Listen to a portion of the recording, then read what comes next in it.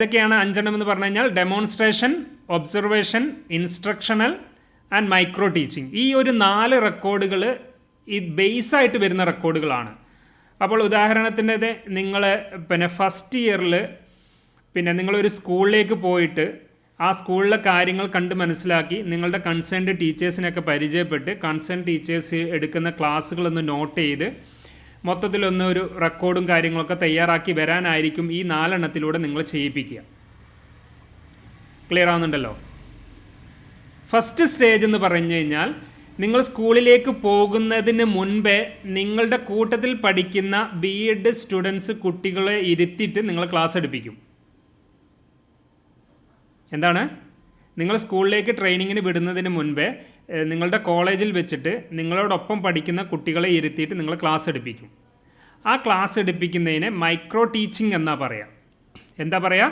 Micro teaching. ആ micro teaching എന്ന് പറഞ്ഞു കഴിഞ്ഞാൽ ഒരു തവണ നിങ്ങൾ ക്ലാസ് എടുക്കുമ്പോൾ ഒരു 10 മിനിറ്റ്, 5 മിനിറ്റ് അല്ലെങ്കിൽ ഒരു 4 മിനിറ്റ് നിങ്ങൾക്ക് ഒരു ക്ലാസ് എടുക്കുന്ന സമയത്ത് ആ ഒരു ക്ലാസ്സിൽ നിങ്ങളിൽ നിന്നും ഒരൊറ്റ സ്കില്ലേ ഡെവലപ്പ് ചെയ്യുന്നുണ്ടാവുള്ളൂ. അടുത്ത സ്കില്ല് ഡെവലപ്പ് ചെയ്യാൻ മറ്റൊരു ക്ലാസ് കണ്ടക്ട് ചെയ്യും. അടുത്ത സ്കില്ല് ഡെവലപ്പ് ചെയ്യാൻ മറ്റൊരു ക്ലാസ്. അങ്ങനെ ഓരോ ക്ലാസ്സുകളിലൂടെ ഓരോ സ്കില്ല് ഡെവലപ്പ് ചെയ്ത് എടുക്കുന്നതിനെയാണ് എന്തെന്ന് പറയുന്നത്? മൈക്രോ ടീച്ചിങ് എന്ന് പറയുന്നത്. ക്ലിയർ ആണല്ലോ? അത് നിങ്ങളുടെ പെഡഗോഗി സബ്ജക്റ്റിൽ നിങ്ങൾക്ക് പഠിപ്പിച്ചിട്ടുണ്ടാവും, നിങ്ങൾ പഠിച്ചിട്ടുണ്ടാവും, എക്സാമൊക്കെ എഴുതിയവരാണ്. ഫസ്റ്റ് സെമ്മ് കഴിഞ്ഞു, സെക്കൻഡ് സെമ്മ് കഴിഞ്ഞു.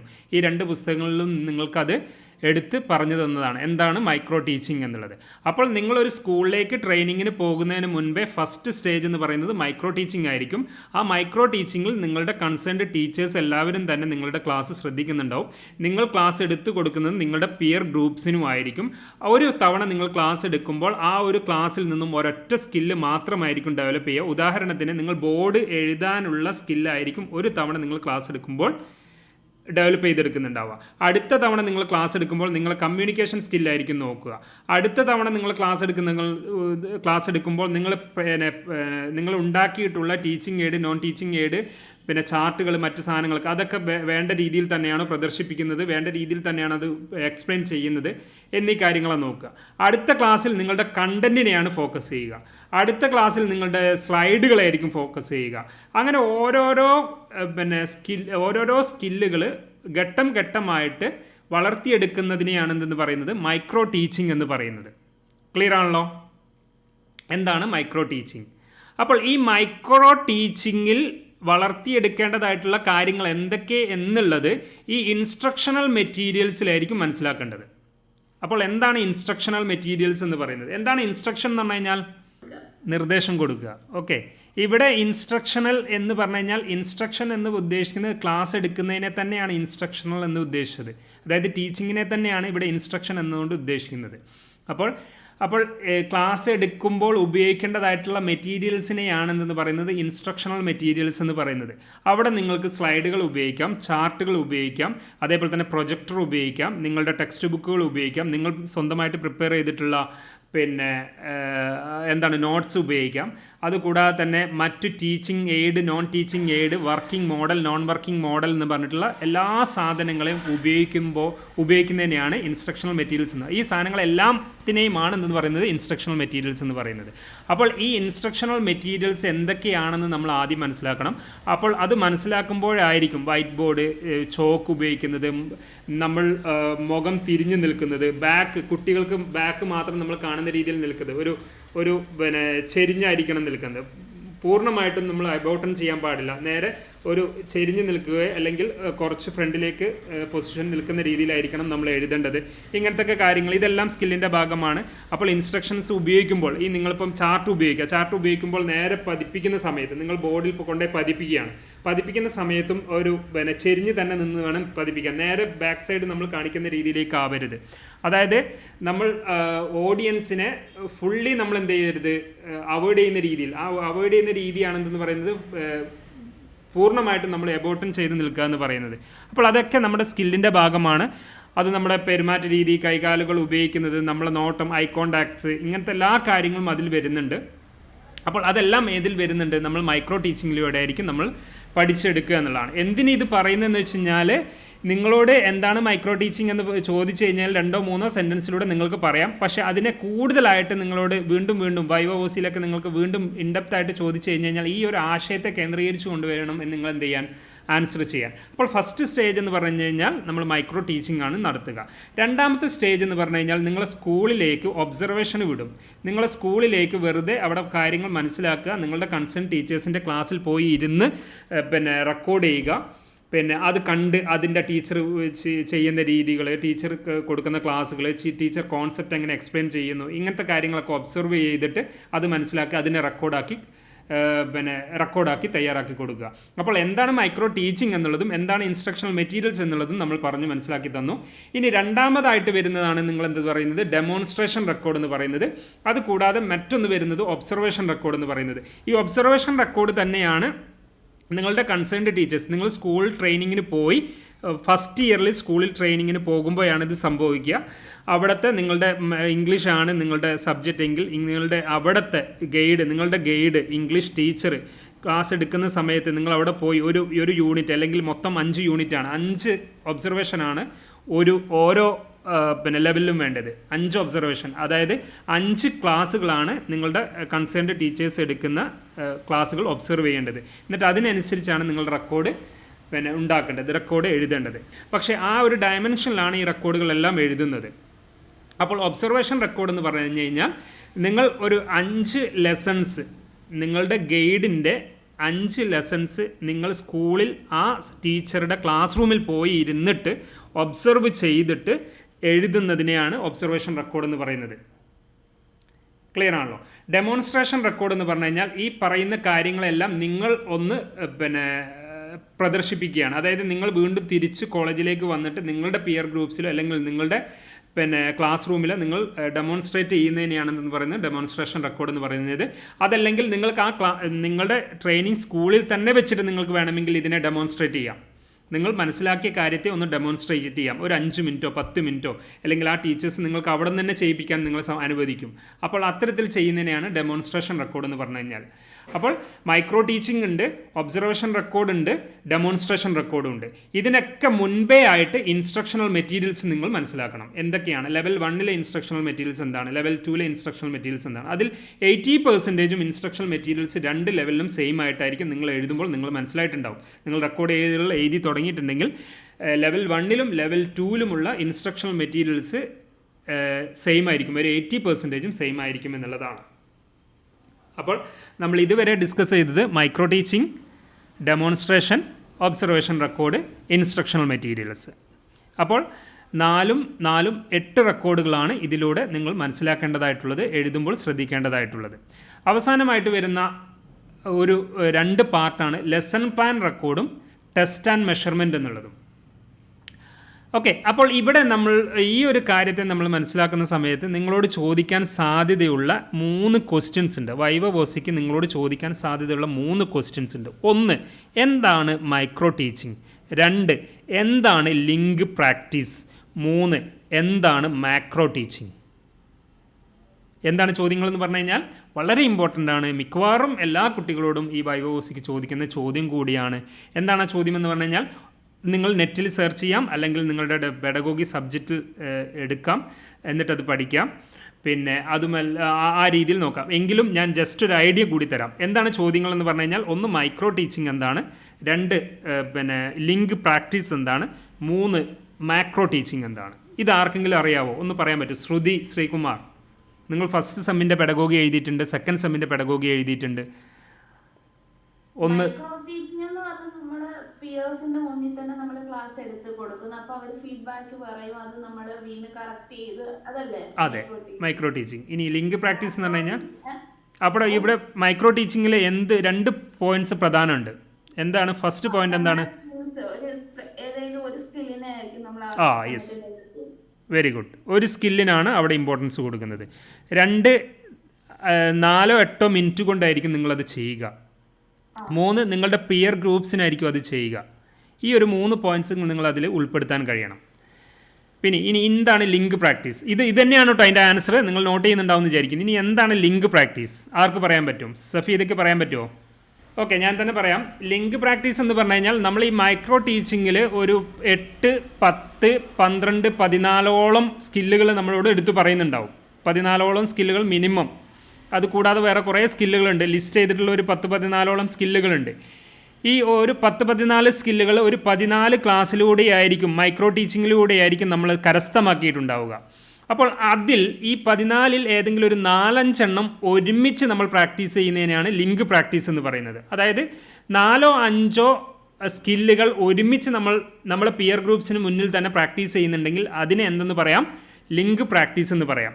അപ്പോൾ ആദ്യത്തെ ഘട്ടത്തിൽ 4 സ്കില്ലുകളെ നോട്ട് ചെയ്തിട്ടുണ്ടെങ്കിൽ അടുത്ത ഘട്ടത്തിൽ 6 സ്കില്ല്, അടുത്ത ഘട്ടത്തിൽ 8 സ്കില്ല്, അല്ലെങ്കിൽ 9 സ്കില്ല്, അങ്ങനെ നമുക്ക് അത് കൂട്ടി കൊണ്ടുവന്ന് മൊത്തത്തിൽ ഓവറോൾ ആയിട്ടുള്ള ഒരു പെർഫോമൻസ് നമ്മൾ ഉണ്ടാക്കിയെടുത്തതിന് ശേഷമായിരിക്കും നമ്മൾ എന്ത് ചെയ്യുക? റിയൽ ക്ലാസ് റൂമിലേക്ക് നമ്മൾ പോവുക. അപ്പോൾ റിയൽ ക്ലാസ് റൂമിലേക്ക് നമ്മൾ പോകുമ്പോൾ അവിടെ 45 മിനിറ്റ്സ് ആയിരിക്കും ഒരു ക്ലാസ് ഉണ്ടാവുക. ഒരു ലെസൺ എന്ന് പറയുന്നത് 45 മിനിറ്റ്സ് ആയിരിക്കും ഉണ്ടാവുക. ആ 45 മിനിറ്റ്സിനെയാണ് മാക്രോ ടീച്ചിങ് എന്ന് പറയുന്നത്. എന്താണ് മാക്രോ ടീച്ചിങ് എന്ന് പറയുന്നത്? എന്താണ് മാക്രോ?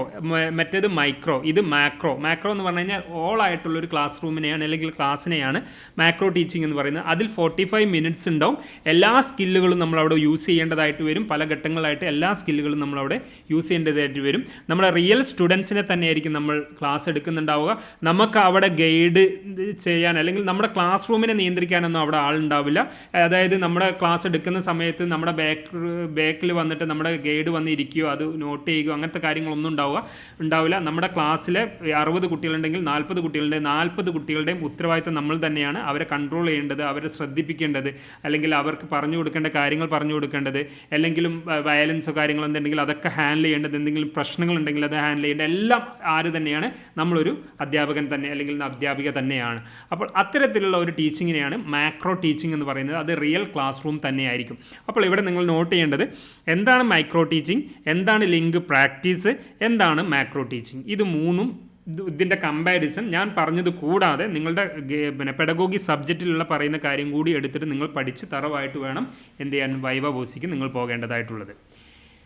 ക്ലിയർ ആണല്ലോ?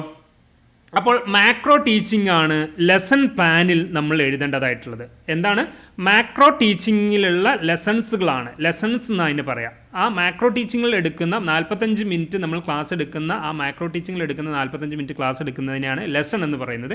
അപ്പോൾ 25 ലെസണാണ് മിനിമം ഓരോ ലെവലിലും എല്ലാ കുട്ടികളും എഴുതേണ്ടതായിട്ടുള്ളത്. ഏറ്റവും ചുരുങ്ങിയത് 25 എണ്ണമാണ്. 25 എഴുതുന്നവരുണ്ടാവും, 30 എഴുതുന്നവരുണ്ടാവും, ചിലപ്പോഴൊക്കെ 35 നമുക്ക് എഴുതാൻ പറ്റും. ഓക്കെ, അപ്പോൾ മിനിമം എന്ത് വേണം? 25 ലെസൺസ് നമ്മൾ എഴുതേണ്ടതായിട്ടുണ്ട്. ലെവൽ 1ൽ 25, ലെവൽ 2ലും 25, അങ്ങനെ ടോട്ടൽ 50 ലെസൺസ് ആണ് എഴുതേണ്ടത്.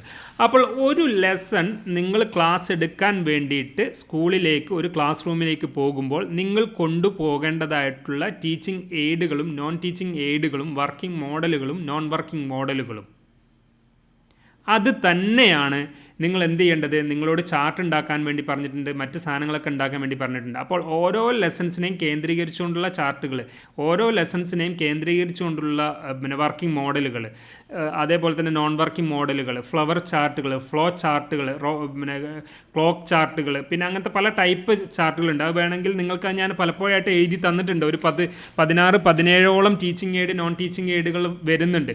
അതൊക്കെ നിങ്ങൾക്ക് എന്ത് ചെയ്തിട്ടുണ്ട്? ഞാനത് അത് സ്ക്രീൻഷോട്ടുകളൊക്കെ ആയിട്ട് എടുത്ത് തന്നിട്ടുണ്ട്, ഷോർട്സുകൾ ചെയ്തിട്ടുണ്ട്. അതൊക്കെ ഒഴിവ് സമയത്ത് തന്നെ കയറി കാണുക. ഓക്കെ, അപ്പോൾ ഇതൊക്കെ മിനിമം എങ്കിലും നിങ്ങൾ എഴുതാൻ വേണ്ടി ശ്രമിക്കുക. ഓക്കെ, മിനിമം ഇതിൽ പറയുന്ന മിനിമം ഐറ്റം, അതായത് മെയിനായിട്ട് വേണ്ടത് പിന്നെ ഒരു ലെസൺ. ഞാനൊരു ചോദ്യം ചോദിക്കുകയാണ് നിങ്ങളോട്. ഒരു ക്ലാസ് റൂമിലേക്ക് ക്ലാസ് എടുക്കാൻ വേണ്ടി പോകുന്ന സമയത്ത് നിങ്ങൾ എത്ര ചാർട്ടുകൾ പ്രിപ്പയർ ചെയ്യുന്നുണ്ടാവും? മിനിമം. അല്ലെങ്കിൽ എത്ര ചാർട്ട് നിങ്ങളുടെ കയ്യിലുണ്ടെങ്കിൽ ഒരു 45 മിനിറ്റ് ക്ലാസ് നിങ്ങൾക്ക് കൈകാര്യം ചെയ്യാൻ പറ്റും? സ്ലൈഡുകളൊന്നുമില്ല, സ്ലൈഡുകളില്ല എന്ന് വിചാരിക്കുക. ബോർഡും ചോക്കും പിന്നെ നിങ്ങളുടെ കയ്യിലുള്ള ഷോർട്ട് നോട്ട്സും അതേപോലെ തന്നെ ചാർട്ടുകൾ. ഈ ഷോർട്ട് നോട്ട്സ് ഒന്നും എന്തായാലും കുട്ടികളെ കാണിക്കാൻ പറ്റില്ലല്ലോ. കുട്ടികൾക്ക് അത് പറഞ്ഞു കൊടുക്കണ്ടേ, പ്രസൻറ്റ് ചെയ്യണ്ടേ. ഒന്നെങ്കിൽ ബോർഡിൽ എഴുതി കൊടുക്കണം, അല്ലെങ്കിൽ ചാർട്ടുകൾ കാണിക്കണം, അല്ലെങ്കിൽ വർക്കിംഗ് മോഡലുകൾ കാണിക്കണം. അപ്പോൾ നിങ്ങൾ ചാർട്ടുകൾ ഇവിടെ ഞാൻ പറയാനുള്ള കാരണം എന്താണെന്ന് വെച്ച് കഴിഞ്ഞാൽ ഒരു ലെവലിൽ 25 ലെസൺസ് നിങ്ങൾ തയ്യാറാക്കുന്നുണ്ടെങ്കിൽ ഒരു ലെസണിന് മിനിമം 3 ചാർട്ട് നിങ്ങൾ പ്രിപ്പയർ ചെയ്യുകയാണെങ്കിൽ ടോട്ടൽ എത്ര ചാർട്ട് ലെവൽ 1ൽ നിങ്ങൾക്ക് വേണ്ടി വരും? സിമ്പിൾ കാൽക്കുലേഷനാണ് പറഞ്ഞത്. എത്ര ചാർട്ട് നിങ്ങൾക്ക് വേണ്ടി വരും? എത്ര മക്കളെ? ഞാൻ ചോദിച്ചത് സിമ്പിളല്ലേ? ലെവൽ 1 25 ലെസൺസ് ആണ് വരുന്നത്. അതിൽ ഒരു ലെസണിൽ മിനിമം 3 ചാർട്ട് നിങ്ങൾ പ്രിപ്പയർ ചെയ്യുന്നു എങ്കിൽ നിങ്ങൾ ടോട്ടൽ എത്ര ചാർട്ട് വേണ്ടി വരും? 75 ചാർട്ട് വേണം. 75 ചാർട്ട്സുകൾ വേണം. ഓക്കെ. അപ്പോൾ അതിൽ ഞാൻ പറയുന്നത് ലെവൽ 1 ഏറ്റവും ചുരുങ്ങിയത് ഒരു 25 ചാർട്ടുകൾ നിങ്ങൾ തയ്യാറാക്കണം എന്നാണ് പറഞ്ഞത്. 75 വേണ്ട, 25 എണ്ണമെങ്കിലും നിങ്ങൾ തയ്യാറാക്കുക. അടുത്ത ലെവൽ 2ലും ഇതേപോലെ തന്നെ 25 എണ്ണമെങ്കിലും മിനിമം തയ്യാറാക്കുക. അതിൽ എത്ര കൂടുതലുണ്ട് അത് കുഴപ്പമില്ല. ഇത് എന്തുകൊണ്ട് പറയുന്നു എന്ന് ചോദിച്ചു കഴിഞ്ഞാൽ, നിങ്ങൾക്ക് കമ്മീഷൻ്റെ സമയത്ത് ഇതെല്ലാം കൂടി കുഴച്ചു മറിച്ച് പറയുന്നതുകൊണ്ട് ബുദ്ധിമുട്ടുണ്ടാവില്ല എന്ന് വിചാരിക്കുന്നു. നിങ്ങൾ 20 റെക്കോർഡ് തയ്യാറാക്കി, ചാർട്ടുകളെല്ലാം തയ്യാറാക്കി, പിന്നെ നിങ്ങൾ റെഡി ആയിട്ട് 3rd സെമ്മിൽ വൈവ വോസി കമ്മീഷന് വേണ്ടി അറ്റൻഡ് ചെയ്യാൻ വേണ്ടി 2 ദിവസത്തെ കമ്മീഷന് വേണ്ടി നിങ്ങൾ പോവുകയാണ്. പോകുന്ന സമയത്ത് 3 ഘട്ടങ്ങളിലൂടെയാണ് അത് നടക്കുക. അതിൽ ഫസ്റ്റ് സ്റ്റേജ് എന്ന് പറയുന്നത് നിങ്ങളോട് ഒരു 10 മിനിറ്റ് അല്ലെങ്കിൽ 15 മിനിറ്റ് ക്ലാസ് എടുപ്പിക്കും. നിങ്ങളെക്കൊണ്ട് ഒരു 10 മിനിറ്റ് 15 മിനിറ്റ് ക്ലാസ് എടുപ്പിക്കും. 15 മിനിറ്റൊക്കെ ക്ലാസ് എടുപ്പിക്കുക എന്ന് പറഞ്ഞു കഴിഞ്ഞാൽ നിങ്ങൾക്ക് തീരെ കാലിബർ ഇല്ലാത്ത കുട്ടികളെ കൊണ്ടൊക്കെ 15 മിനിറ്റ് ക്ലാസ് എടുപ്പിക്കുള്ളൂ. നല്ല കാലിബർ ഉണ്ട്, അത്യാവശ്യം നല്ല പെർഫോമൻസ് ഉണ്ട്, നല്ല പ്രോട്ടോകോളൊക്കെ യൂസ് ചെയ്യുന്നുണ്ട്, ചാർട്ട് ഒട്ടിക്കുന്ന കാര്യങ്ങൾ, അത് പ്രദർശിപ്പിക്കുന്ന കാര്യങ്ങൾ, ബോർഡ് യൂസ് ചെയ്യുന്ന കാര്യങ്ങൾ, എഴുതുന്ന കാര്യങ്ങൾ, കുട്ടികളെ കൺട്രോൾ ചെയ്യുന്ന കാര്യങ്ങൾ എല്ലാം കറക്റ്റായിട്ട് ചെയ്യുന്നുണ്ടെങ്കിൽ നിങ്ങളെ കൊണ്ട് 3 മിനിറ്റ് 5 മിനിറ്റ് മാക്സിമം ക്ലാസ് എടുപ്പിക്കുകയുള്ളൂ. അതേപോലെ തന്നെ ക്ലാസ് എടുക്കുമ്പോൾ യൂസ് ചെയ്യേണ്ട ഒരു സ്ട്രക്ചർ ഉണ്ട്. ക്ലാസ് എടുക്കുമ്പോൾ യൂസ് ചെയ്യേണ്ടത് ഫസ്റ്റ് കുട്ടികളെ ഒരു മിനിറ്റ് അല്ലെങ്കിൽ ഒരു മാക്സിമം 1 മിനിറ്റ് കുട്ടികളെ അത് മോട്ടിവേറ്റ് ചെയ്യിപ്പിക്കണം. സെക്കൻഡ് 1 നമ്മൾ ആ ഒരു കണ്ടൻറ്റിലേക്ക് പോകണം. തേർഡ് 1 ആ സംഭവത്തെ നമ്മൾ കൺക്ലൂഡ് ചെയ്യണം. ഇങ്ങനെ ഒരു 3 സ്റ്റേജിലൂടെയാണ് ടീച്ചിങ് നമ്മൾ കംപ്ലീറ്റ് ചെയ്യേണ്ടത്. അതേപോലെ തന്നെ കുട്ടികളുടെ അട്രാക്ഷൻസ് നേടണം. ഈ മോട്ടിവേഷനിലൂടെയാണ് കുട്ടികളുടെ അട്രാക്ഷൻ നേടേണ്ടത്. അതായത് നിങ്ങളിപ്പം ഇംഗ്ലീഷ് സബ്ജക്റ്റൊക്കെയാണ് ക്ലാസ് എടുക്കുന്നതെങ്കിൽ, പോയത്തിനൊക്കെയാണ് ക്ലാസ് എടുക്കുന്നതെങ്കിൽ, ആ പോയം ഒരു പ്രകൃതിയെ സംബന്ധിച്ചുള്ള ക്ലാസ്സാണ് നിങ്ങൾ എടുക്കുന്നതെങ്കിൽ പ്രകൃതിയെക്കുറിച്ച് ആദ്യം ഒരു മോട്ടിവേഷനൊക്കെ കൊടുത്ത് അതിൻ്റെ രസവും അതിൻ്റെ ഭംഗിയും കാര്യങ്ങളെക്കുറിച്ചൊക്കെ പറഞ്ഞതിന് ശേഷം നിങ്ങൾ പോയത്തിലേക്ക് കടക്കുമ്പോൾ കുട്ടികൾ ആ സബ്ജക്റ്റിലേക്ക് കയറി വന്നു അല്ലേ, കുട്ടികൾ ആ ഒരു താല്പര്യം കയറി വന്നു. അപ്പോൾ ആ ഒരു ഫസ്റ്റ് സ്റ്റേജ് എന്ന് പറഞ്ഞാൽ മോട്ടിവേഷൻ പാർട്ടാണ്. രണ്ടാമത്തെ സ്റ്റേജ് മോട്ടിവേഷൻ എന്ന് പറഞ്ഞു കഴിഞ്ഞാൽ വേറെ എന്തെങ്കിലും കാര്യങ്ങൾ മോട്ടിവേഷൻ കൊടുക്കുക എന്നുള്ളതല്ല, മറിച്ച് നമ്മുടെ സബ്ജക്റ്റിനെ കേന്ദ്രീകരിച്ചുകൊണ്ടുള്ള മോട്ടിവേഷൻ കൊടുക്കുക, അല്ലെങ്കിൽ നമ്മുടെ സബ്ജക്റ്റ് പഠിക്കാനുള്ള താല്പര്യം കുട്ടികൾ ഉണ്ടാക്കുക എന്നുള്ളതാണ്. അതാണ് അവിടെ ഉദ്ദേശിക്കുന്ന കാര്യം. ഓക്കെ, രണ്ടാമത് നിങ്ങളെ കണ്ടന്റിലേക്ക് കയറുന്നു, മൂന്നാമത് നിങ്ങൾ എടുത്ത ക്ലാസ്സിനെ കൺക്ലൂഡ് ചെയ്യുന്നു. അപ്പോൾ ഏതൊരു ക്ലാസ് നിർത്തൂ എന്ന് പറഞ്ഞു കഴിഞ്ഞാൽ, സ്റ്റോപ്പ് അല്ലെങ്കിൽ മതി കംപ്ലീറ്റ് ആയി എന്ന് പറഞ്ഞു കഴിഞ്ഞാൽ നിങ്ങൾ ഉടനടി അവിടെ നിന്ന് ഇറങ്ങിപ്പോരാതെ പെട്ടെന്ന് തന്നെ ഇന്ന കാര്യങ്ങളാണ് ചെയ്തിട്ടുള്ളത്, എന്തെങ്കിലും ഡൗട്ട്സോ കാര്യങ്ങളോ ഉണ്ടെങ്കിൽ ചോദിക്കാം എന്ന രീതിയിലൊക്കെ പറഞ്ഞതിന് ശേഷമായിരിക്കണം നിങ്ങൾ എന്ത് ചെയ്യേണ്ടത്, ക്ലാസ് വിട്ട് ഇറങ്ങിപ്പോരേണ്ടത്. ക്ലിയർ? അപ്പോൾ ഫസ്റ്റ് എന്ന് പറഞ്ഞു കഴിഞ്ഞാൽ ഒരു 10 മിനിറ്റ് 15 മിനിറ്റ് ക്ലാസ് എടുക്കുന്നു. രണ്ടാമത്തെ കാര്യം എന്ന് പറഞ്ഞു കഴിഞ്ഞാൽ നിങ്ങളുടെ റെക്കോർഡുകൾ വെരിഫൈ ചെയ്യുന്നു. മൂന്നാമതെന്ന് പറഞ്ഞു കഴിഞ്ഞാൽ നിങ്ങളുടെ നിങ്ങൾക്ക് വൈവ വോസി നടത്തുന്നു. ഇങ്ങനെ 3 സ്റ്റേജുകളിലൂടെ ആയിരിക്കും, 3 ലെവലിലായിരിക്കും നിങ്ങളുടെ 2 വർഷത്തെ കമ്മീഷൻ നിങ്ങൾക്ക് നടത്തുക. അപ്പോൾ വൈവ വോസിയിലായിരിക്കും നിങ്ങളോട് ക്വസ്റ്റ്യൻസ് ഉണ്ടാവുക. ഈ റെക്കോർഡ് വെരിഫിക്കേഷൻ നടത്തുന്ന സമയത്ത് നിങ്ങളുടെ 2 ഇൻവിജിലേറ്റേഴ്സ് ഉണ്ടാവും. 2 ഇൻവിജിലേറ്റേഴ്സ് നിങ്ങളോട് വന്നിട്ട് ചോദിക്കുന്നത് എന്തൊക്കെയായിരിക്കും, എത്ര റെക്കോർഡുകൾ കംപ്ലീറ്റ് ചെയ്തു. അപ്പോൾ നമ്മൾ 20 റെക്കോർഡും കംപ്ലീറ്റ് ചെയ്തു. ഏതൊക്കെ റെക്കോർഡുകളാണ് അത്, 20 എണ്ണം ഈ ഒരു 3 സ്റ്റേജിലൂടെ നിങ്ങൾക്ക് പറയാം. ലെവൽ 1 ലെവൽ 2 12 റെക്കോർഡും അതേപോലെ തന്നെ EPC കോഴ്സുകൾ 4ഉം മറ്റ് 4 റെക്കോർഡുകളും ഉണ്ട് എന്നുള്ള രീതിയിൽ നിങ്ങൾക്ക് ആ 20 എണ്ണം നിങ്ങൾക്ക് സ്പ്ലിറ്റ് ചെയ്ത് പറഞ്ഞു കൊടുക്കാൻ പറ്റും. എന്നിട്ട് 20 എണ്ണത്തിൽ എത്ര ചാർട്ട് നിങ്ങൾക്കുണ്ട്, അപ്പോൾ നിങ്ങൾക്ക് പറയാം ടോട്ടൽ 60 ചാർട്ട് അല്ലെങ്കിൽ 50 ചാർട്ട് ഉണ്ട്, എത്ര ട്രീ ചാർട്ട് ഉണ്ട്, എത്ര റൊട്ടേറ്റിംഗ് ചാർട്ട് ഉണ്ട്, എത്ര ഫ്ലിപ്പ് ചാർട്ട് ഉണ്ട്, എത്ര പോക്കറ്റ് ചാർട്ട് ഉണ്ട്, എത്ര ഫ്ലവർ ചാർട്ട് ഉണ്ട്, എത്ര ഫ്ലോ ചാർട്ട് ഉണ്ട്, എത്ര ഫ്ലാഷ് കാർഡ്സുകളുണ്ട്, എത്ര മാച്ച് ബോർഡുകളുണ്ട്, എത്ര സ്ക്രോളിംഗ് ബോർഡ് ഉണ്ട്, എത്ര കലണ്ടർ മോഡൽ ഉണ്ട്, എത്ര സ്ലൈഡ്സുകൾ നിങ്ങൾ പ്രിപ്പയർ ചെയ്തു, ഓവർഹെഡ് പ്രൊജക്റ്റ് എത്ര തവണ നിങ്ങൾ യൂസ് ചെയ്തു, ബുക്ക്ലെറ്റുകൾ എത്ര ഉണ്ട്, ആൽബം എത്ര നിങ്ങൾ പ്രിപ്പയർ ചെയ്തു, എത്ര വർക്കിംഗ് മോഡലുണ്ട്, എത്ര നോൺ വർക്കിംഗ് മോഡലുണ്ട്. എല്ലാത്തിനും ആദ്യം ചോദിക്കുക ഇതുണ്ടോ ഇല്ലയോ. എസ് എന്നാണെങ്കിൽ എസ് എന്ന് പറഞ്ഞ് എത്ര എണ്ണും അത് അവരെ എണ്ണിടും. എസ് എന്നെങ്കിലും നിങ്ങൾക്ക് പറയാൻ കഴിയണം. അറ്റ്ലീസ്റ്റ് ഇവ ഓരോന്നും ചോദിച്ചാൽ ഒന്നാണെങ്കിൽ ഒന്നും മതി, പക്ഷേ എസ് എന്ന ആൻസർ പറഞ്ഞാൽ തന്നെയും നിങ്ങൾ മാർക്കിൻ്റെ സ്റ്റാർട്ട് ചെയ്തു എന്നുള്ളതാണ്. അപ്പോൾ ഇവ ഒരെണ്ണം നിങ്ങൾ തയ്യാറാക്കണം. അവിടെ ആദ്യം ചോദിക്കുന്ന ചോദ്യം ഉണ്ട്, യെസ്, എത്ര എണ്ണം, ആ എണ്ണം അവിടെ എഴുതുന്നു. ആ ഒരു നിങ്ങൾക്കൊരു അസസ്മെൻറ്റ് ഷീറ്റ് ഉണ്ടാവും. നിങ്ങൾ ഇൻവിജിലേറ്റർ നിങ്ങളുടെ മുന്നിലേക്ക് വരുമ്പോൾ 50 കുട്ടികൾ 100 കുട്ടികളുണ്ടെങ്കിൽ 2 റൂമായിരിക്കും ഉണ്ടാവുക. അപ്പോൾ 50 കുട്ടികളായിരിക്കും ഒരു റൂമിലുണ്ടാവുക. ആ 50 കുട്ടികൾ ഒരു റൂമിൽ 50 കുട്ടികളും ഇത് പോയിട്ട് ചെയ്യും. ഇതിൽ തീരെ ചെയ്യാത്തവരുണ്ടാവും. അപ്പോൾ അവരുടെയൊക്കെ വേഗം ക്ലിയർ ചെയ്യും. നിങ്ങളുടെ ഈ 17 എണ്ണം നിങ്ങൾ എടുത്തു പറയുന്നുണ്ട്, അല്ല 17 എണ്ണം ചോദിക്കുമ്പോൾ യെസ് എന്ന് പറഞ്ഞു കഴിഞ്ഞാൽ എണ്ണം കൂടി പറയുമ്പോൾ നിങ്ങൾക്ക് മാർക്ക് കൂടുതൽ സ്കോർ ചെയ്യാൻ പറ്റും എന്നുള്ളതാണ്. അപ്പോൾ ഈ പറഞ്ഞിട്ടുള്ള സാധനങ്ങൾ മിനിമം എങ്കിലും നിങ്ങൾ തയ്യാറാക്കാൻ വേണ്ടി ശ്രമിക്കുക. പ്രത്യേകിച്ച് അത് എടുത്ത് പറയുന്ന ഒരു കാര്യമാണ്.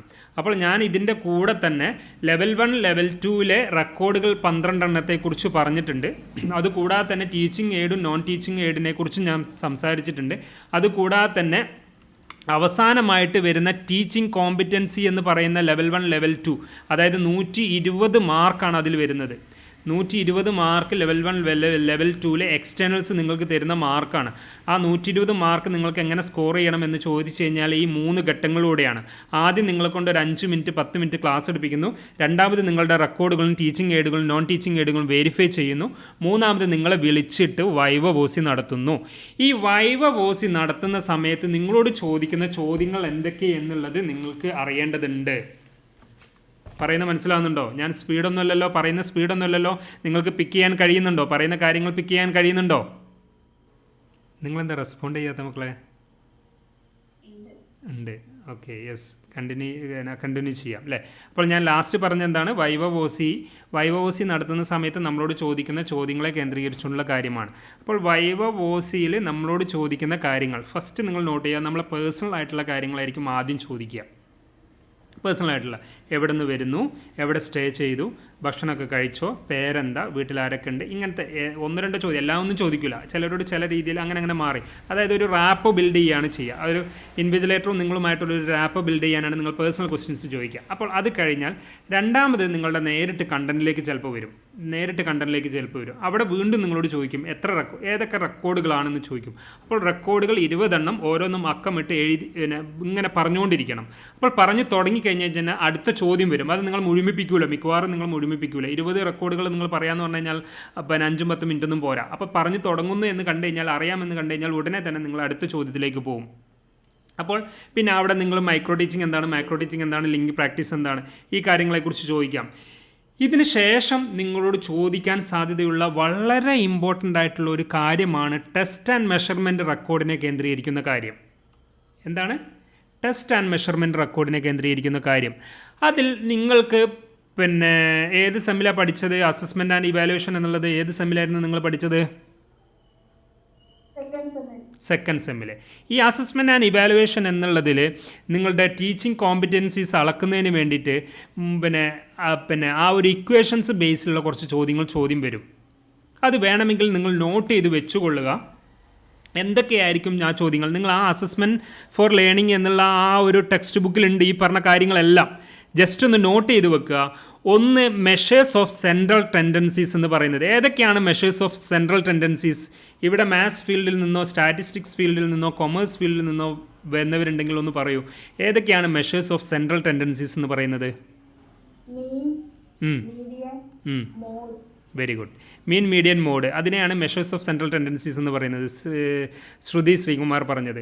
ഇനി രണ്ടാമതായിട്ട് വരുന്നത് മെഷേഴ്സ് ഓഫ് ഡിസ്പേഴ്സൺ എന്ന് പറയും. എന്താണ് മെഷേഴ്സ് ഓഫ് ഡിസ്പേഴ്സൺ? ഏതൊക്കെയാണ് മെഷേഴ്സ് ഓഫ് ഡിസ്പേഴ്സൺ എന്ന് പറയുന്നത് അറിയാവോ? മെഷേഴ്സ് ഓഫ് ഡിസ്പേഴ്സൺ,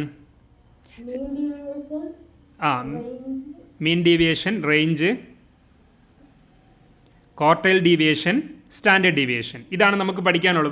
വേറെ കുറേ ഉണ്ട്. പെർസെൻറ്റൈൽ ഡീവിയേഷൻ പിന്നെ എന്ന കാര്യങ്ങളൊക്കെ വേറെ വരുന്നുണ്ട്. അപ്പോൾ ഇവിടെ റേഞ്ച് എന്താണ്, ക്വാർട്ടൈൽ ഡീവിയേഷൻ എന്താണ്, മീൻ ഡീവിയേഷൻ എന്താണ്, സ്റ്റാൻഡേർഡ് ഡീവിയേഷൻ എന്താണ്? അപ്പോൾ ഫസ്റ്റ് നമ്മൾ പറഞ്ഞു മെഷേഴ്സ് ഓഫ് സെൻട്രൽ ടെൻഡൻസി, അതിൽ മീൻ, മീഡിയൻ, മോഡ് വരുന്നുണ്ട്. രണ്ടാമത്തെ മെഷേഴ്സ് ഓഫ് ഡിസ്പേഴ്സൺ, അതിൽ range, quartile deviation, mean deviation, standard deviation വന്നു. മൂന്നാമതായിട്ട് വരുന്നത് കോഎഫിഷ്യൻ്റ് ഓഫ് കൊറിലേഷൻ.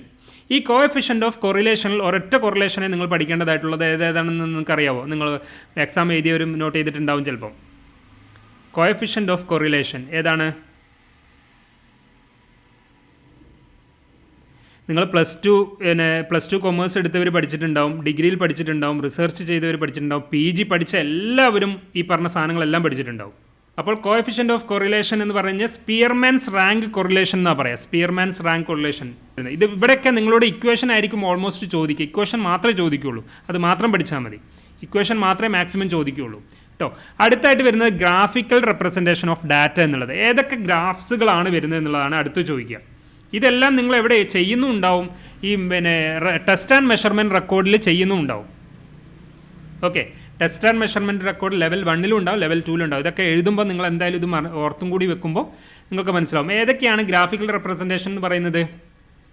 ഏതൊക്കെ ഗ്രാഫിക്കൽ റെപ്രസെൻറ്റേഷൻസ് ഉണ്ട് അറിയാവോ? ആ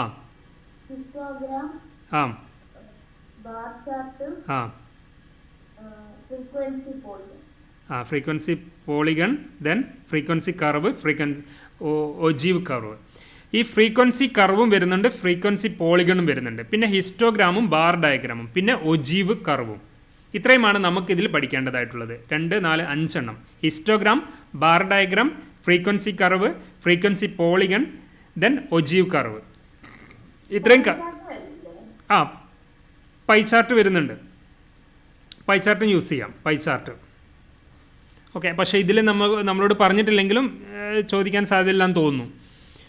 ഓക്കെ, അപ്പോൾ ഇത്രയും കാര്യങ്ങളാണ് മെഷേഴ്സ് അസസ്മെൻറ്റ് ഫോർ ലേണിംഗ് എന്നതിൻ്റെ ഭാഗത്ത് നിന്ന് നിങ്ങളോട് ചോദിക്കുക. ഈ കാര്യങ്ങൾ തന്നെയായിരിക്കും നിങ്ങൾ ടെസ്റ്റ് ആൻഡ് മെഷർമെൻറ്റിൽ നിങ്ങൾ യൂസ് ചെയ്യുന്നുണ്ടാവുക. അപ്പോൾ അതുകൊണ്ട് ഇതും കൂടി നോട്ട് ചെയ്ത് വെക്കുക. ഒരിക്കൽ കൂടി ഞാൻ അത് ആവർത്തിക്കാം. Measures of central tendency, measures of dispersion, coefficient of correlation, then graphical representation of data. അപ്പോൾ നമ്മൾ പറഞ്ഞത് എന്താണ്? നിങ്ങളോട് വൈവ വോസിക്ക് പോകുന്ന സമയത്ത് 20 റെക്കോർഡുകൾ നിങ്ങൾ തയ്യാറാക്കി, അതേപോലെ തന്നെ ചാർട്ടുകളെല്ലാം പ്രിപ്പയർ ചെയ്തു, ടീച്ചിങ് എയ്ഡുകൾ, നോൺ ടീച്ചിങ് എയ്ഡുകളും, വർക്കിംഗ് മോഡലുകളും നോൺ വർക്കിംഗ് മോഡലുകളെല്ലാം തയ്യാറായി 2 ദിവസത്തെ കമ്മീഷന് നിങ്ങൾ പോകുന്ന സമയത്ത് നിങ്ങൾ ഫസ്റ്റ് 5 മിനിറ്റ് ക്ലാസ് എടുക്കുന്നു. രണ്ടാമത്തത് നിങ്ങൾ റെക്കോർഡുകൾ വെരിഫിക്കേഷൻ കംപ്ലീറ്റ് ചെയ്യുന്നു. മൂന്നാമത് വൈവ വോസി അറ്റൻഡ് ചെയ്യുന്നു. ഈ വൈവ വോസി അറ്റൻഡ് ചെയ്യുന്ന സമയത്ത് നിങ്ങളോട് പേഴ്സണൽ ക്വസ്റ്റ്യൻസ് ഉണ്ടാവാം. പിന്നെ അതിനുശേഷം പെഡഗോഗിക്കൽ സബ്ജക്റ്റ് റിലേറ്റഡ് ആയിട്ടുള്ള കുറച്ച് കാര്യങ്ങൾ ചോദിക്കാം. പിന്നെ മൂന്നാമത്തെ ഭാഗത്തുനിന്ന് ചോദ്യം വരിക ഈ ടെസ്റ്റ് ആൻഡ് മെഷർമെൻറ്റിനെ കേന്ദ്രീകരിച്ചുകൊണ്ട്, അല്ലെങ്കിൽ പിന്നെ നിങ്ങൾക്ക് പിന്നെ സെക്കൻഡ് സെമ്മിലെ പിന്നെ എന്താ പറയുന്നത് പിന്നെ അസസ്മെൻറ്റ് ഫോർ ലേണിംഗ് എന്നതിൻ്റെ ഭാഗത്തു നിന്നുള്ള കേന്ദ്രീകരിച്ചുകൊണ്ടുള്ള ചോദ്യങ്ങളുമായിരിക്കും വരിക എന്നുള്ളതാണ്. ഓക്കെ, ഇത്രയും ചോദിച്ചു കഴിഞ്ഞ് കഴിഞ്ഞാൽ പിന്നെ നിങ്ങളോട് പിന്നെ ചിലപ്പോൾ ചോദിക്കും, നിങ്ങൾ പിന്നെ റെഗുലറായിട്ടാണ് കോഴ്സ് ചെയ്യുന്നത്? യെസ്, റെഗുലറായിട്ടാണ്. എവിടെയാണ് ഹോസ്റ്റൽ ചെയ്തത്? ഇവിടെ 100 വർക്കിംഗ് ഡേയ്സും ഓരോ സെമിസ്റ്ററിലും 100 വർക്കിംഗ് ഡേയ്സ് നിങ്ങളിവിടെ സ്റ്റേ ചെയ്തതാണോ? അതെ, നമ്മൾ തീർച്ചയായും സ്റ്റേ ചെയ്തതാണ്. പിന്നെ എവിടെയാണ് ഹോസ്റ്റലിൽ നിന്ന്? കോളേജ് ഹോസ്റ്റലിൽ തന്നെയാണ് നിന്നത്. അപ്പോൾ അതൊക്കെ നിങ്ങൾ ബോൾഡായിട്ട് ഹോസ്റ്റലിൽ നിന്ന് പഠിച്ചതാണ്. ഓരോ സെമിസ്റ്ററിലും ഇവിടെ 100 വർക്കിംഗ് ഡേയ്സ് നമ്മൾ അറ്റൻഡ് ചെയ്തിട്ടുണ്ട്. ഇവിടുത്തെ കോളേജ് ഹോസ്റ്റലിലാണ് നിന്നത്. അല്ലെങ്കിൽ ഇങ്ങനെ നമ്മൾ എൻ്റെ ഫ്രണ്ടിൻ്റെ വീടുണ്ട് അവിടെ നിന്നതാണ്, അല്ലെങ്കിൽ ഇങ്ങനെ പെയിൻ ഗസ്റ്റായിട്ട് നിന്നിട്ടുണ്ട്, ഇവിടെ നിന്നതാണ്, ഇങ്ങനെ വന്നു പോയി നിന്നിട്ടുണ്ട് എന്നുള്ള കാര്യങ്ങളൊക്കെയാണ് നിങ്ങളിവിടെ പറയേണ്ടത്. നിങ്ങൾക്ക് അവിടെ വൈവോസിക്ക് പോകുന്നതിന് മുൻപേ നിങ്ങളുടെ സ്കൂളിൻ്റെ പേര് കാര്യങ്ങളൊക്കെ തരും. അപ്പോൾ ആ സ്കൂൾ എവിടെയാണ്, എത്ര ദൂരം ഉണ്ട് എന്നുള്ളതിനെക്കുറിച്ചൊക്കെ ഒരു ഐഡിയ വെക്കുക. നിങ്ങളുടെ ഇൻവിജിലേറ്ററിൻ്റെ പേരൊന്ന് ഓർത്ത് വെക്കുക. ആ സ്കൂളിൻ്റെ പ്രിൻസിപ്പളുടെ പേരൊന്ന് ഓർത്ത് വെക്കുക. നിങ്ങളുടെ കോളേജിൻ്റെ പ്രിൻസിപ്പളുടെ പേരൊന്ന് ഓർത്ത് വെക്കുക. പിന്നെ നിങ്ങൾ പോയി വരുന്ന റൂട്ടിനെ കുറിച്ചൊരു ഐഡിയ വേണം. അതായത് നിങ്ങൾ ഏത് കോളേജിലാണോ പഠിക്കുന്നത് ആ കോളേജിലേക്ക് നിങ്ങൾ എങ്ങനെ വരുന്നു, എങ്ങനെ പോകുന്നു, അതായത് നാട്ടിൽ നിന്ന് വരുന്നത്, അതേപോലെ തന്നെ ഹോസ്റ്റലിൽ നിന്ന് പോയി വരുന്നത്, ഇതിനെക്കുറിച്ചൊരു ഐഡിയ കൂടി വരണം. അതും കൂടി നിങ്ങൾ ഓർത്ത് വെക്കണം. ഇത്രയും കാര്യങ്ങളായിരിക്കും ഇൻഡയറക്റ്റ് ആയിട്ടുള്ള ക്വസ്റ്റ്യൻസും കൂടി നിങ്ങളോട് ചോദിക്കുകയാണെങ്കിൽ ചോദിക്കുക. ഇതൊക്കെ 5-8 വർഷത്തിനിടയിൽ പല ഇൻവിജിലേറ്റേഴ്സ് വരുമ്പോൾ പലപ്പോഴായിട്ട് ചോദിച്ച ചോദ്യങ്ങളാണ്. ഇതിൽ ഭൂരിഭാഗവും നിങ്ങളോട് ചോദിക്കില്ല, എങ്കിൽ ഇവയിൽ എല്ലാത്തിൽ നിന്നും ചോദ്യങ്ങളുണ്ടാവും. പല കുട്ടികൾക്കും പല രീതിയിലായിരിക്കും ചോദ്യങ്ങൾ ഉണ്ടാവുക എന്നുള്ളതാണ്. ക്ലിയർ ആണല്ലോ? അപ്പോൾ ഞാൻ ഈ EPC കോഴ്സുകളെക്കുറിച്ചോ അതേപോലെ തന്നെ മറ്റു 4 റെക്കോർഡുകളെക്കുറിച്ചോ ഇവിടെ മെൻഷൻ ചെയ്തിട്ടില്ല. അത് ഞാൻ പ്രത്യേകിച്ച് റെക്കോർഡുകൾ എന്താ പറയുക വീഡിയോകൾ ചെയ്ത് അയച്ചു തന്നിട്ടുണ്ട്. അതൊക്കെ നിങ്ങൾ കണ്ടിട്ടുണ്ടാവുമെന്ന് തോന്നുന്നു. ഓക്കെ, ഇത്രയുമാണ് ഇതിൽ പറയാനുള്ളത്. ഒറ്റ നോട്ടത്തിൽ എനിക്ക് മനസ്സിലാവുന്നത്. ഇനി മറ്റെന്തെങ്കിലും കാര്യങ്ങൾ നിങ്ങൾക്ക് ചോദിക്കണമെങ്കിൽ ചോദിക്കാം. അതോടൊപ്പം ഞാൻ എന്ത് ചെയ്യാം, പറഞ്ഞു തരാം. സ്വയം ഓൺലൈൻ കോഴ്സ്. ഈ സ്വയം ഓൺലൈൻ കോഴ്സ് എന്ന് പറഞ്ഞു കഴിഞ്ഞാൽ 2020 ന്യൂ എഡ്യൂക്കേഷൻ പോളിസിയുടെ ഭാഗമായിക്കൊണ്ട് ഓൾ ഓവർ ഇന്ത്യയിൽ വന്നിട്ടുള്ള ഒരു പദ്ധതി കൂടിയാണ് എന്ന് പറയുന്നത് സ്വയം ഓൺലൈൻ കോഴ്സ് എന്ന് പറയുന്നത്. അതായത് UG PG ക്വാളിഫൈ ചെയ്യുന്ന എല്ലാ കുട്ടികളും ക്രെഡിറ്റ് ബേസിലുള്ള ഓൺലൈൻ കോഴ്സുകൾ ചെയ്യണം എന്നുള്ളത് നിർബന്ധമാണ്. അപ്പോൾ നമ്മളുടേതും BEd MEd എന്നുള്ളത് UG PG കോഴ്സുകളാണ്. അപ്പോൾ BEdകാർ ഒരു സ്വയം ഓൺലൈൻ കോഴ്സും MEdകാർ 2 സ്വയം ഓൺലൈൻ കോഴ്സുമാണ് ചെയ്യേണ്ടത്. അതിൽ NTA ആണ് ഈ സ്വയം ഓൺലൈൻ കോഴ്സ് നടത്തുന്നത്. അത് സെപ്പറേറ്റ് തന്നെയാണ്. തമിഴ്നാട് ടീച്ചർ എഡ്യൂക്കേഷൻ യൂണിവേഴ്സിറ്റിയുമായിട്ട് ഡയറക്റ്റ് ബന്ധവും കാര്യങ്ങളൊന്നുമില്ല. NTA എന്ന് പറഞ്ഞാൽ നാഷണൽ ടെസ്റ്റിംഗ് ഏജൻസി നടത്തുന്നതാണ് ഈ ഒരു സ്വയം ഓൺലൈൻ കോഴ്സ് എന്ന് പറയുന്നത്. അപ്പോൾ അത് നമ്മൾ സ്വന്തം റിസ്കിൽ ചെയ്യേണ്ട ഒരു കാര്യമാണ്. ഇതുകൂടി ഉണ്ടെങ്കിലേ നമുക്ക് എന്ത് ചെയ്യുക, ഈ ഒരു സർട്ടിഫിക്കറ്റ്, നമ്മൾ BEdൻ്റെയും MEdൻ്റെയും സർട്ടിഫിക്കറ്റ് നമുക്ക് ലഭിക്കുക. ഈ സ്വയം ഓൺലൈൻ കോഴ്സിന് BEdകാർക്ക് 20 മാർക്കും MEdകാർക്കും 20 മാർക്ക് ലഭിക്കുന്നതും കൂടിയാണെന്നുള്ളത് മനസ്സിലാക്കുക. ക്ലിയർ ആണല്ലോ? ഇതാണ് സ്വയം ഓൺലൈൻ കോഴ്സുമായിട്ട് ബന്ധപ്പെട്ട് വരുന്ന മെയിനായിട്ടുള്ള കാര്യങ്ങൾ. അതല്ലെങ്കിൽ നിങ്ങൾക്ക് സ്വന്തമായിട്ട് തന്നെ വേണമെങ്കിൽ ഈ കാര്യങ്ങൾ ചെയ്യാൻ പറ്റും. അത് നിങ്ങൾ യൂട്യൂബിൽ സ്വയം ഓൺലൈൻ കോഴ്സ് എങ്ങനെയാണ് രജിസ്റ്റർ ചെയ്യുക, അതിൻ്റെ പ്രോസസ്സ് എങ്ങനെയാണ്, പിന്നെ അത് എക്സാം വരുന്നത് എപ്പോഴാണ്, അതിൻ്റെ പ്രോസസ്സ് എന്ന് പറയുന്നത് ആദ്യം രജിസ്റ്റർ ചെയ്യണം. അതിനുശേഷം നിങ്ങൾക്ക് ഒരു അസൈൻമെൻറ്റ് സബ്മിറ്റ് ചെയ്യാനുണ്ടാവും. അതിനുശേഷം ഒരു മോഡൽ എക്സാം അറ്റൻഡ് ചെയ്യാനുണ്ടാവും. അതിനുശേഷമാണ് ഫൈനൽ എക്സാം വരിക. ഇങ്ങനെ നോർമലി 3 സ്റ്റേജിലൂടെയാണ് അത് കംപ്ലീറ്റ് ചെയ്യുക. അപ്പോൾ പബ്ലിക് എക്സാം വരുന്ന സമയത്ത്, ഫൈനൽ എക്സാം വരുന്ന സമയത്ത് നമ്മൾ സെൻട്രൽ തന്നെ പോയിട്ട് വേണം എഴുതാൻ. അത് നോർമൽ കേസിൽ IIT NIT പോലുള്ള സെൻട്രൽ അല്ലെങ്കിൽ ഗവൺമെൻറ് കോളേജുകളിലൊക്കെ ആയിരിക്കും ഇത് നടത്തുക എന്നുള്ളതാണ്. കമ്പ്യൂട്ടറൈസ്ഡ് ആയിട്ടുള്ള എക്സാമിനേഷൻ ആയിരിക്കും. കമ്പ്യൂട്ടർ ബേസ്ഡ് എക്സാമിനേഷനാണിത്. 100 ഒബ്ജക്റ്റീവ് ടൈപ്പ് ക്വസ്റ്റ്യൻസ് ആയിരിക്കും ഉണ്ടാവുക. ആ 100ൽ 110ഓളം ക്വസ്റ്റ്യൻസ് ആയിരിക്കും ഈ സാറ് നമുക്ക് തരിക. അത് 110 ചോദിച്ചു കഴിഞ്ഞാൽ 100 ക്വസ്റ്റ്യൻസും അതിൽ നിന്ന് ചോദ്യം വരുമെന്നുള്ളത് ഉറപ്പാണ്. ഓക്കെ, അത് പഠിച്ചിട്ട് വേണം നമ്മൾ അവിടെ പോയി എക്സാം എഴുതാൻ. അപ്പോൾ ഇതുകൂടി കംപ്ലീറ്റ് ചെയ്തെങ്കിലായിരിക്കും നമുക്ക് എന്ത് ചെയ്യാൻ പറ്റുക, ഈ BEd കോഴ്സ് കംപ്ലീറ്റ് ചെയ്യാൻ പറ്റുക. അത് കേരളത്തിലാണ് നിങ്ങൾ ഈ ഓൺലൈൻ കോഴ്സ് അറ്റൻഡ് ചെയ്യുക. എക്സാം അറ്റൻഡ് ചെയ്യുക കേരളത്തിൽ നിന്നുമാണ്. കേരളത്തിലെ നിങ്ങളുടെ ജില്ലയിലുള്ള സെൻറ്റർ നിങ്ങൾക്ക് ചൂസ് ചെയ്യാൻ പറ്റും. അതാത് ജില്ലയിലുള്ള സെൻറ്റർ കേരളത്തിൽ നിന്നാണ്. ഇതിപ്പം ജനുവരിയോട് കൂടി അതിൻ്റെ രജിസ്ട്രേഷൻ കംപ്ലീറ്റ് ആവുമെന്നാണ് പറഞ്ഞിട്ടുള്ളത് സാറ്. അത് ചിലപ്പം 5-ാം തീയതിയാണ് ഇപ്പോൾ പറഞ്ഞത്. ചിലപ്പോൾ 10-ാം തീയതിയോ 15-ാം തീയതി വരെയൊക്കെ ചിലപ്പോൾ നീണ്ടു കിട്ടാൻ മതി. അതിനുശേഷം പിന്നെ ഏതെങ്കിലും കാറ്റഗറിയിൽ അഡ്മിഷൻ എടുക്കാൻ പറ്റുമോ എന്നുള്ളത് അറിയില്ല. ചിലപ്പോൾ അങ്ങനെയും സംഭവിക്കാറുണ്ട്. ഇതിൻ്റെ എക്സാം വരിക മെയ് മാസമായിരിക്കും. ഇയർലി 2 തവണയായിരിക്കും ഉണ്ടാവുക NTA-ൻ്റെ, ഡിസംബറിലും മെയ്യിലും. അപ്പോൾ എഡ്യൂക്കേഷൻ റിലേറ്റഡ് ആയിട്ടുള്ള കോഴ്സാണ് എടുക്കേണ്ടത് എന്നുള്ളത് ഉറപ്പാണ്. അതിൽ വിമൺ എൻ്റർപ്രണർഷിപ്പ് ഡെവലപ്മെൻ്റ് ഉണ്ട്.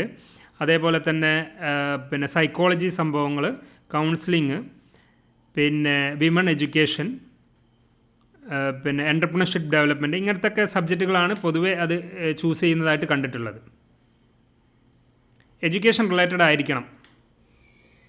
നമുക്ക് സ്വന്തമായിട്ട് ചെയ്യുകയാണെങ്കിൽ ചിലപ്പോൾ ഒരു 800 രൂപ 1000 രൂപ കൊണ്ട് അത് കംപ്ലീറ്റ് ആവും. മീൻസ് ആ ഒരു യൂണിവേഴ്സിറ്റിയിൽ NTA-ക്ക് കൊടുക്കേണ്ട ഫീസ് മാത്രം അടച്ചാൽ മതി. ബാക്കി നമ്മൾ സ്വന്തമായിട്ട് ചെയ്താൽ മതി എന്നേ ഉള്ളൂ.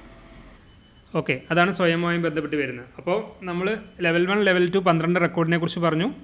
പിന്നെ EPC കോഴ്സ് 4 റെക്കോർഡിനെ കുറിച്ച് പറഞ്ഞു. അതേപോലെ തന്നെ മറ്റ് 4 റെക്കോർഡുകളായിട്ടുള്ള case study record, psychology practical record, environmental education, student portfolio and reflective ജേണലിനെ കുറിച്ചും പറഞ്ഞു. പിന്നെ അത് കൂടാതെ വരുന്ന ടീച്ചിങ് കോമ്പിറ്റൻസീസ് എന്ന് പറയുന്ന ആ വൈവ കമ്മീഷനെ കുറിച്ച് നമ്മൾ ഡിസ്കസ് ചെയ്തു. ഇനി മറ്റെന്താ ഡൗട്ട്സ് നിങ്ങൾക്ക് വരുന്നത്? അവിടെയും ഞാൻ നേരത്തെ പറഞ്ഞിട്ടുള്ള സംഭവം തന്നെയാണ്. ഈ നിങ്ങൾ 17 ഐറ്റം ഉണ്ടാക്കുന്നുണ്ടെങ്കിൽ ആ 17 ഐറ്റവും നിങ്ങൾ ലെസൺ പ്ലാനിൽ ടോട്ടലായിട്ട് ഉണ്ടാക്കിയിട്ടുള്ള 50 ലെസൺസിനെ കേന്ദ്രീകരിച്ചുകൊണ്ടാണ് വരിക ശരിക്കും. ക്ലിയർ? അതായത് ഞാനിപ്പോൾ ലിസ്റ്റ് ചെയ്തിട്ടുള്ള 17 ഐറ്റംസ് ഉണ്ട്. അതായത് chart, tree chart, rotating chart, flip chart, pocket chart, flower chart, flow chart, flash card, match board, scrolling board, calendar, പിന്നെ സ്ലൈഡുകൾ, OHP, booklet, album, working model, non working model, ഇങ്ങനെ 17 item നമ്മൾ list ചെയ്തിട്ടുണ്ട്. ഈ 17 ഐറ്റവും നമ്മൾ തയ്യാറാക്കിയിട്ടുള്ള ലെസൺ പ്ലാന് 50 എണ്ണം ഉണ്ടാവും. 25 അതിനെ കേന്ദ്രീകരിച്ചുകൊണ്ട് തന്നെയാണ് യഥാർത്ഥത്തിൽ വരേണ്ടത്. അതിൽ മെയിനായിട്ട് നിങ്ങളോട് ചോദിക്കാൻ സാധ്യതയുള്ളതെന്ന് പറഞ്ഞു കഴിഞ്ഞാൽ ചാർട്ടുകൾ എത്ര എണ്ണം ഉണ്ടെന്നും ചോദിക്കും. വർക്കിംഗ് മോഡൽ ഉണ്ടോ, നോൺ വർക്കിംഗ് മോഡൽ ഉണ്ടോ എന്നാണ് മെയിനായിട്ട് എല്ലാ ഇൻവിജിലേറ്റേഴ്സും ചോദിക്കുക. വർക്കിംഗ് മോഡൽ ഉണ്ടോ, നോൺ വർക്കിംഗ് മോഡൽ ഉണ്ടോ എന്നുള്ളതാണ്. ഇപ്പോൾ ഫിസിക്കൽ സയൻസ് സബ്ജക്റ്റുള്ള കുട്ടികൾ, ബയോളജി സയൻസ്, ഫിസിക്കൽ സയൻസ്, കൊമേഴ്സിലുള്ള കുട്ടികളൊക്കെയാണ് ATM ഒക്കെയാണ് വർക്കിംഗ് മോഡൽ ഉണ്ടാക്കുക. പിന്നെയെന്ന് പറഞ്ഞു കഴിഞ്ഞാൽ നിങ്ങൾക്ക് ഈ ചാർട്ടുകൾ സിമ്പിളായിട്ട് ഇപ്പം പിന്നെ ഫ്ലാഷ് കാർഡ് എന്ന് പറഞ്ഞു കഴിഞ്ഞാൽ ഒരു ചാർട്ടിൽ തന്നെ എനിക്ക് തോന്നുന്നു ഫ്ലാഷ് കാർഡ് നിങ്ങൾ ഉണ്ടാക്കുകയാണെങ്കിൽ ഒരു 4-5 എണ്ണെങ്കിലും ഒരു ചാർട്ട് കൊണ്ട് തന്നെ ഫ്ലാഷ് കാർഡ് ഉണ്ടാക്കാൻ പറ്റും. പിന്നെ ഇവിടെ ഞാൻ വിട്ടുപോയൊരു കാര്യമുണ്ട്, ഞാൻ പലപ്പോഴായിട്ട് ആലോചിച്ചുകൊണ്ടിരിക്കുകയായിരുന്നു. നിങ്ങൾ ഈ പിന്നെ ആദ്യത്തെ ഈ വൈവോസി കമ്മീഷനിൽ ആദ്യത്തെ സെഷനായിട്ടുള്ള 10 മിനിറ്റ് ക്ലാസ് എടുക്കുന്ന കാര്യം പറഞ്ഞിട്ടുണ്ടല്ലോ. ആ ക്ലാസ് എടുക്കാൻ നിങ്ങൾ 2 ലെസൺ പ്ലാന് A4 തയ്യാറാക്കേണ്ടതുണ്ട്. പറഞ്ഞാൽ മനസ്സിലായി. നിങ്ങളുടെ ടോപ്പിക്കിനെ ബേസ് ചെയ്തുകൊണ്ട് 2 ലെസൺ പ്ലാന് A4 തയ്യാറാക്കേണ്ടതുണ്ട്. ആ ഫോർമാറ്റ് കറക്റ്റ് കീപ്പ് ചെയ്യണം. കറക്റ്റ് ശരിക്ക് ഫോർമാറ്റ് ആയിരിക്കണം അത് എഴുതേണ്ടത്. നല്ല വൃത്തിയിലും നല്ല നീറ്റിലും. അത് ലെവൽ 1 നിന്നും ഒരെണ്ണം, ലെവൽ 2 നിന്നും ഒരെണ്ണമാണ്. അതിലേതെങ്കിലും ഒന്നായിരിക്കും നിങ്ങൾ എടുക്കാൻ പറയാം. ടീച്ചിങ് കോമ്പിറ്റൻസിയിൽ, അതായത് 2 ദിവസത്തെ കമ്മീഷന് പോകുമ്പോൾ ഇതൊന്നും കൂടാതെ സെപ്പറേറ്റ് ആയിട്ട് ഉണ്ടാക്കേണ്ട ലെസൺ പ്ലാനാണ് ഒരു A4 ഉണ്ടാക്കേണ്ട ലെസൺ പ്ലാൻ ടീച്ചിങ് കോമ്പിറ്റൻസിയിൽ വരുന്നത്. നിങ്ങൾക്ക് ഇഷ്ടമുള്ള 2 ടോപ്പിക്ക് എടുക്കാം. ലെവൽ 1 നിന്നും ഒരെണ്ണം, ലെവൽ 2 നിന്നും ഒരെണ്ണം, 2 ഏതെങ്കിലും ഓരോന്ന് എടുക്കാം. എന്നിട്ട് മിക്കവാറും അവർ ലെവൽ 2 ആയിരിക്കും ചെയ്യുക. ഒന്നെങ്കിൽ അവർ നമ്മളോട് പറയും ലെവൽ 2 എടുത്തോളാൻ, അല്ലെങ്കിൽ അവർ നമ്മളോട് പറയും നിങ്ങൾക്ക് ഇഷ്ടമുള്ളത് എടുത്തോളാൻ. അപ്പോൾ എന്തായാലും ലെവൽ 2 തന്നെ നന്നായിട്ട് പ്രിപ്പയർ ചെയ്ത് പോവുക. അതിനാവശ്യമായിട്ടുള്ള ചാർട്ടും പ്രിപ്പയർ ചെയ്യുക. അതിനാവശ്യമായിട്ടുള്ള മറ്റ് സ്ലൈഡുകളോ മറ്റ് പ്ലക്കാർഡുകളോ കാര്യങ്ങളൊക്കെ ഉണ്ടെങ്കിൽ അതും പ്രിപ്പയർ ചെയ്യുക. എന്നിട്ട് അതെല്ലാം പ്രദർശിപ്പിക്കുന്നുണ്ടെന്നുള്ള ഉറപ്പും വരുത്തുക. അതിൽ തന്നെ ഈ വർക്കിംഗ്, നിങ്ങളിപ്പം ഉദാഹരണത്തിന് വർക്കിംഗ് മോഡൽ ഉണ്ടാക്കുന്നുണ്ട്, നോൺ വർക്കിംഗ് മോഡൽ ഉണ്ടാക്കുന്നുണ്ട്. ഈ 2 സാധനവും തന്നെ നിങ്ങൾ എന്ത് ചെയ്യാം, ആ ലെസൺ പ്ലാന് തന്നെ നിങ്ങൾക്ക് ചൂസ് ചെയ്യാൻ പറ്റും. പറഞ്ഞാൽ മനസ്സിലാവുണ്ടോ? അപ്പോൾ അത് നിങ്ങൾക്ക് അവിടെ കൊണ്ടുപോകാം. അത് തന്നെ കൊണ്ടുപോവുകയും ചെയ്യാം. അത് അവിടെയും കൂടി പ്രദർശിപ്പിക്കാൻ പറ്റും. അപ്പോൾ ഒന്നും കൂടി നിങ്ങൾക്ക് ആക്സസ് കൂടുതൽ കിട്ടും. ഇപ്പം നിങ്ങൾ തയ്യാറാക്കിയിട്ടുള്ള 50 ലെസൺ പ്ലാനിലെ ഏതെങ്കിലും ഓരോന്നാണ് നിങ്ങൾ ചൂസ് ചെയ്യേണ്ടത്.